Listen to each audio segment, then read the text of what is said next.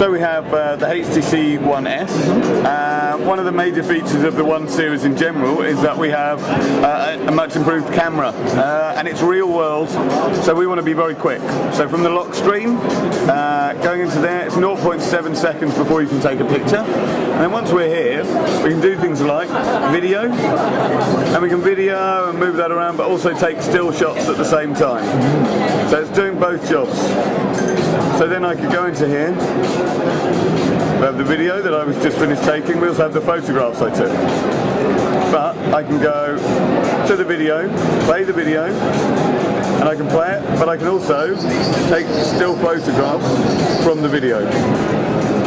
So several elements of that, but I can also take burst mode.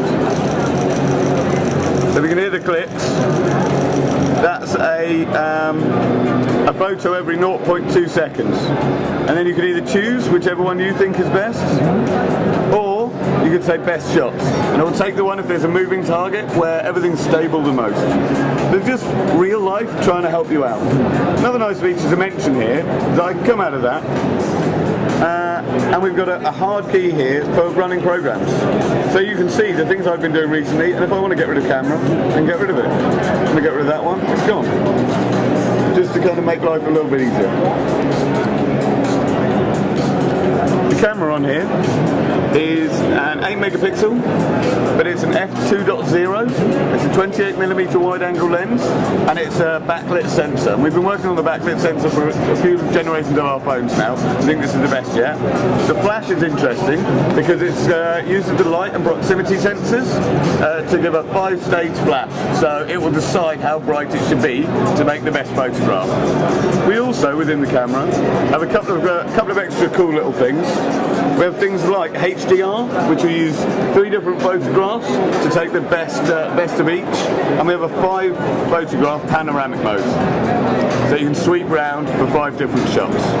So there's a few different bits and bobs in there, and we have a multitude of settings if you want to mess around with these things.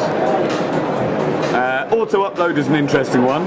So you can auto upload to Dropbox, and we've given you 25 gig of Dropbox, and you could either auto upload or you could auto upload later when I'm on Wi-Fi.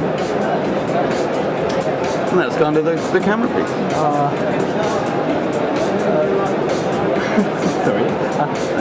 How many shots per second? Per second. So it's 0.2 seconds per shot, but it's a tiny bit more than that. If you say it's 5 shots a second, then it's a little bit more than that, but because it's not quite on the point.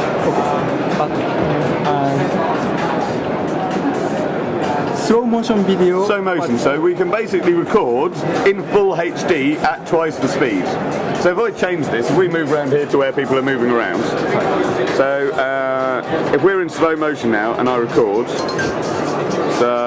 and I might, brilliant. Has it changed or is it? It has changed, it's all good, perfect. And now when we play that video back, it will be at half speed. It's still full HD, but it's at half speed. So we'll see that guy coming in a second. Much slower, half the speed. So it just means we can record at 60 frames a second. But it's kind of cool. The first time I got given one of these phones and did this, I went bowling. And there's nothing as off-putting bowling as 10 of your colleagues slow motion video recording. Golf thing. Yeah, exactly.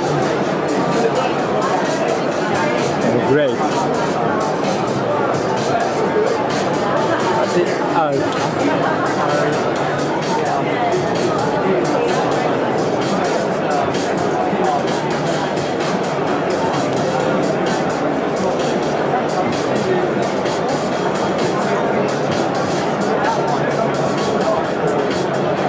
Also have nice effects.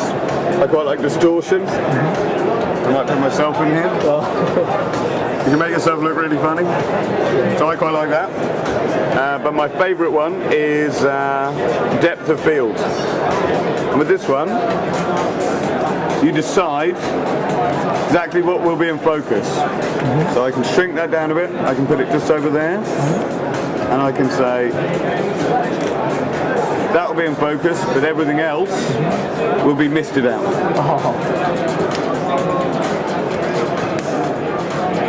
But again, there are many of these, you know, and you can take before or after the shot.